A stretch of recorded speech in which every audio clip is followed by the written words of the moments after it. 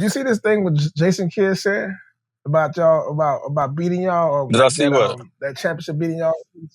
You talking about the 2011 championship? So they thought they should have won game one, and they said they saw. I'm gonna read. I'm gonna go by the quote, and I'm gonna try to make sure we Is this an reference the official quote as he quote? said Is it. it, it's a lot of AI generated stuff going Hey, on out here. Is it? you're absolutely right. But it said Jason Kidd IG, so I'm gonna assume this is coming from the horse's mouth, where he I don't think said, Jason Kidd got "Man, we." Instagram, but let me hear.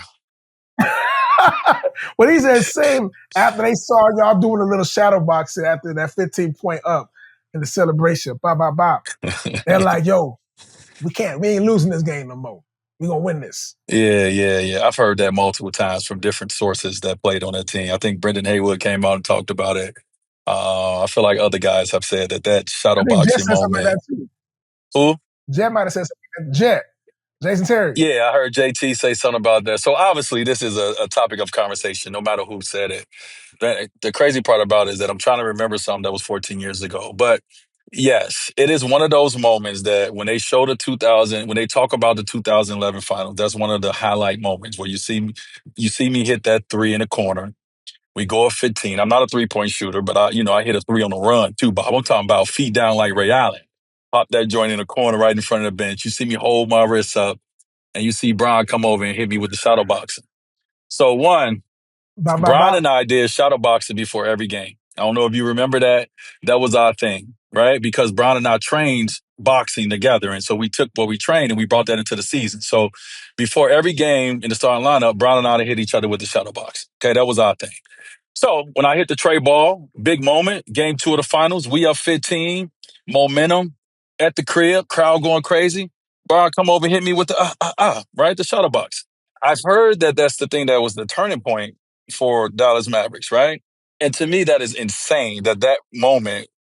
But I know as an athlete, sometimes all you need is one thing, right? I do know you need one thing sometimes because we had one thing in 2006, right? When we heard that they were already planning and preparing for a parade, that's all we needed. But this is the finals. You should need a shadow boxing to get you to where you need to get to. And so when I heard that, I was like, okay, Jet, you running down like a mini airplane Jet running down the court every time you get a bucket like the airplane you used to throw in class. You know, that paper airplane? That's how Jet running. Everybody has a version of a celebration, but the shadow boxing is the one that turned it around for you guys and made y'all, come back and beat us. Now, I remember hitting that shot. I think it was like roughly 7 minutes plus some left. Let's go. Let's just take a number. Let's say 7:15 on the clock. I remember big moment for us. And then from there, the momentum did change. The momentum did shift, right?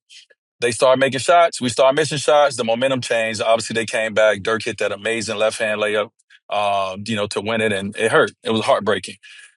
But the notion that the shadow boxing is a thing that turned it around for this team in the NBA Finals is just crazy to me. Like that, all the stuff that we were doing, the shadow boxing, they was like, oh, it was in front of our bench. It was disrespectful. So I'm just like, all right, I guess, but I don't think you need that in the NBA Finals. Like you're down 15. If you go down 0-2, like you don't want to do that. So I feel like just being in the NBA Finals and being down 15 is enough going into a timeout to say, yo, let's get our act together.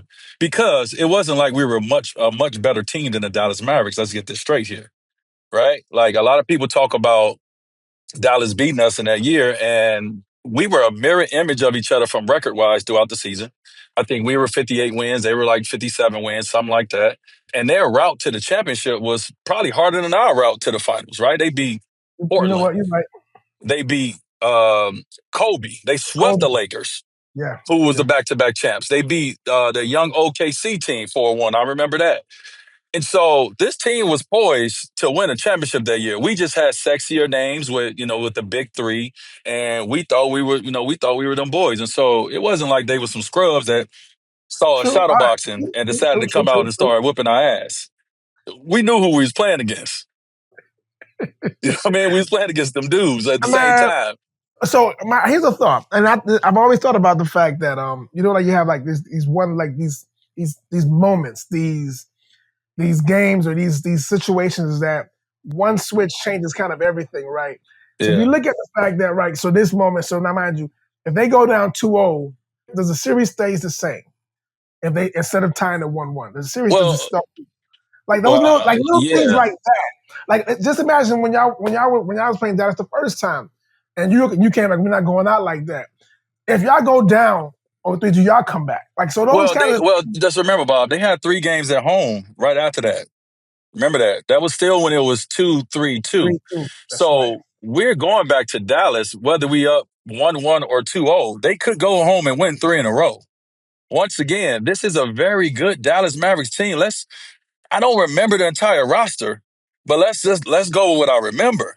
Dirk and Tyson Chandler, great big who protected the paint, pick and roll, dunk on you. They did everything right. They had I said Brendan Haywood obviously as a backup. They had Sean Marion, good defender. They had the Jet who played lights out. JJ Barrera, Deshaun Stevenson. They had the perfect players around their star player, right? Dirk being their star player, and then all these other guys like Jason Terry probably could have outside of Dirk. Take Dirk away, Jason Terry probably could have been MVP of how amazing he played. And then we had like Brian had to guard JT. Brian wasn't like Brian can guard almost anybody, but it's hard to guard that dude moving all around.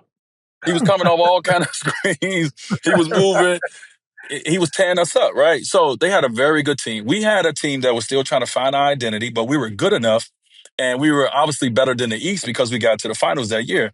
But you're talking about a team that had already been playing together, that already had chemistry, that has a Hall of Fame coach and Rick Carlisle on that sideline. You're talking about a young Miami Heat team trying to figure it all out with Spo being 3 years on the sideline. Like, let's not act like we were You're right. supposed to win that finals. Now, yes, we thought we were going to win it because that's how cocky that people say we were, and we were that cocky. We supposed to be that cocky. You don't win if you don't have that cocky confidence. But we're going against a team that's already been there. True. You're right. I You're don't I right. don't know I don't know what they did the years before as I sit here right now, but I know that they were battle tested. We was not battle tested. And so when I look Mhm. at game 2, I look at a team that is battle tested versus a team that is still trying to figure it all out. Because we Yeah. did crumble in game 2 because we wasn't battle tested yet. Mhm. And this team was battle tested. So you could take a wound and a lick and go down 15. And then if you're battle tested, you can come back and you can do what they did. And so when I heard when you hear that, it's kind of like I hope the shadow boxing one the thing that we gonna keep pointing to say that's why y'all came back and won that finals because we actually went up to Dallas and went up 2-1. Even though they beat us in that game, we won the next game, game 3. Right. So we Okay. were up 2-1. But that team was battle tested. Any blow that we hit them with, they wouldn't fall. You know what I'm saying? Certain teams, you hit them with blows, they fall. They wouldn't fall because they were battle tested. They got one of the greatest players of all time. Like Dirk is one of the greatest players that ever touched a basketball. And so he wasn't going nowhere. He wasn't going down. And so whatever. But yeah, it was a great test for us. And that's why we were able to go to the finals the next 3 years because we met a battle tested Dallas Mavericks team that put us in our place that first year. We was, you know what I'm saying? The whole world hated us and we hated the whole world. And that's kind of the mentality that we were trying to take on the court.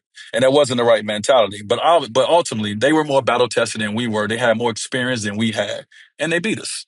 As a Miami fan, I think you just gave me a little bit of, I guess, final like closure. Because I ain't gonna lie, I was one of those guys from like, I'm a Miami fan, and I'm, you got the Hurricanes. We cocky by nature. So we was okay with y'all being super cocky and everyone hating us. We was okay Well, we with all had to that. be. Nobody liked us. Right, We had right. to find our own armor.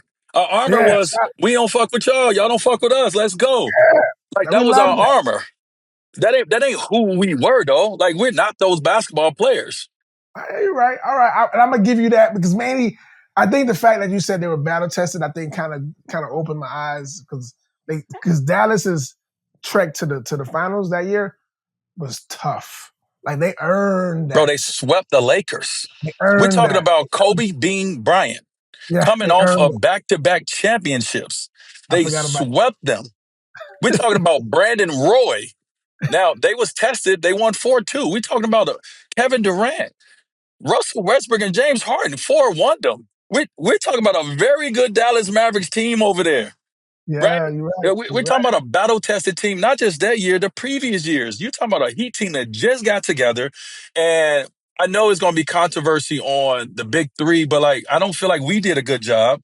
And when I say we, I'm talking about the entire team of using and maximizing our role players the way that we should. We have some guys that could have helped us, but we didn't utilize them the right way. We didn't really know how. We knew the big three and we knew that these guys were supposed to take us there and we didn't do it. But we had some guys over there. We had Mike Bibby. We had Eddie House. We had some guys on that team that could have made big shots or could have did things for us, but we didn't maximize our bench like they maximized. They had Brian Cardinal come off the bench taking charges. He changed the game. I remember. You know why I remember? Because I went to the hole to try to take off. Brian Cardinal took a charge on me, and I pulled my hip flexor. I strained my hip flexor in that series, and it took a little power from me. And I was like, it wasn't dirty. It was just a smart veteran play to take a charge instead of trying to meet me at the rim where no one really could. And so, like, they had guys that come in and do that. We didn't maximize our role players in that space. And a lot of it is on the big three. A lot of it is on our coaching staff as well, not on our role players. Not at all. But we wasn't prepared. We wasn't ready. They were. And let's not forget, Spo was not the Spo he is now. But Rick Carlisle was Rick Carlisle. I heard Mark Cuban come out recently and say that he don't care. He taking it to his grave. 2006 was rigged, is what Mark Cuban said. Mark Cuban. Mark Cuban and I have probably had one conversation since then. It was a very cool, cordial conversation. I love Mark Cuban from afar. Everything that he has accomplished, everything he's done. But Mark, stop saying that. Mark, we beat y'all. We beat y'all. Did we get some foul calls? Everybody get foul calls. We can all go back and point. I can go back and point in 2011 during one of them series where Dirk had 48. He had 24 free throws in one of those games. Does that mean that does that mean that the refs wanted them to win? I don't know, but it wasn't rigged. Like, we still had to play the game. And so, yeah, you had a young guy that was becoming a star in the NBA. Did I get a few whistles? Yes, but was I the only one attacking the basket every play? Probably so, bro. I'm gonna get some whistles too. I'm gonna get some calls because they were fouling. Let's not act like that. So you're not about to tarnish the work that I put in as a young guy to do something that not a lot of young guys have done in this game to say it was rigged. Mark, stop that. Y'all got us. We got y'all. It's It's all even love, now. baby. It's all It's love. even All now. right, a lick Yeah. for a lick now. Stop that bullshit, Mark. Talking But about talking about he taking it to the grave that it was the rigged. grave, I you don't gotta stop I don't that. know. I wasn't in the meetings, but I was on the floor and we had to win those games. So I love ultimately, it.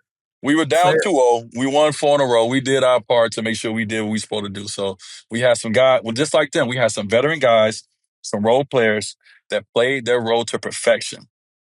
Don't let's not put that on Gary Payton and Antoine Walker and White Chocolate and James Posey and Udonis Haslam, all these guys who did their job to make sure that Shaq and I was protected to do what we needed to do to help us win that championship. And we had Pat Riley on that sideline. So we had an advantage. It wasn't rigged. We figured out a way to win just like y'all figured out a way to win in 2011. Let's stop this now. I love it. I love it. Tell him.